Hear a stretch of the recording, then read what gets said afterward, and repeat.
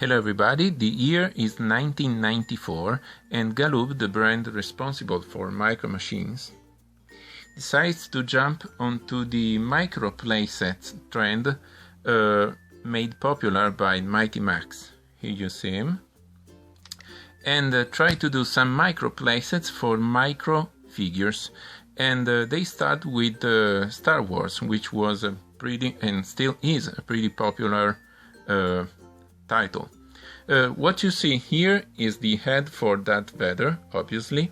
It's not full, it's just half of the head, but it's nicely done with nice shine on it and nice details. And the cool part of this toy is that you can open it like so to reveal inside Bespin.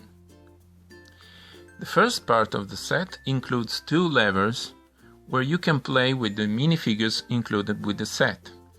On the lower ground, on the lower floor, you can put maybe some stormtroopers, like this one, to guard the area, while on the upper deck you can take Luke Skywalker and put him here, and maybe his adversary Darth Vader,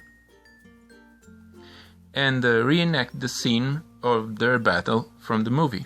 And what you can do here is that there is a little bit of an action feature, and Darth Vader can actually use the Force to dump Luke out of the window. Now, he fell as well, but you know, I'm shooting a video, so that was bound to happen. The second environment we see from the Bespin scene is that chamber, that area, where we can reenact the scene of the poor frozen in carbonite Han Solo. And again, we can place some figures on the set. I'll show you some other figures, some other of the figures that come with the set, like Darth Vader that you've seen before, Lando Calrissian, a small alien called Ugnaught, and the poor sad Chewbacca, which is wandering with his C-3PO strapped on his back.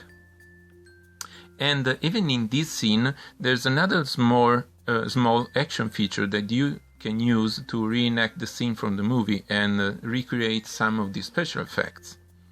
And I'll show you, but I need to remove the figures because it is a little more tricky to activate. You can see this round pod here, this round bit on the ground. Okay, you can rotate it, and if you do so, the frozen Han Solo will come up out of the ground. It's a nicely, finely detailed piece with the actual figure of Han Solo sculpted over it. And if you rotate it in the other direction, he will get down back into his chamber. Okay, like so. It's not very smooth as an action feature, but none of the action features in the Micro Machine playsets are. The last small bit of an environment that we get is this landing platform for the Slave One, which comes included with the set, the starship for Boba Fett, that flies vertically, like so. Then he can rotate the small wings and land horizontally on the platform.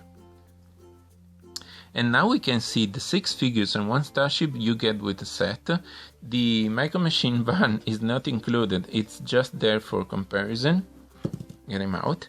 And we have from the left Lando Calrissian, Darth Vader, a Stormtrooper, Chewbacca with C-3PO strapped on his back, Luke Skywalker, Ugnaught, and the Slave One starship. They are small figures, finely painted though, I have to say. They have really nice detail on them, sculpted and painted on all the figures. And usually you get all the main key characters you need to play every scene from the movie with every one of those playsets, which is really nice. And when we're done playing, we can store some of the figures inside the playset and close it up like so, to take along the entire playset. But be careful, because the small windows we tossed Luke Skywalker through still is open on the back and cannot be sealed, so you risk losing some parts. I suggest you using some small bags like this one to hold the figures in place. So this is it. Micro Machines from 1994. Star Wars, the Darth Vader's head that becomes the Bespin playset. If you like this review, hit the like button. If you want to see more of those toys, subscribe to this channel, and good night.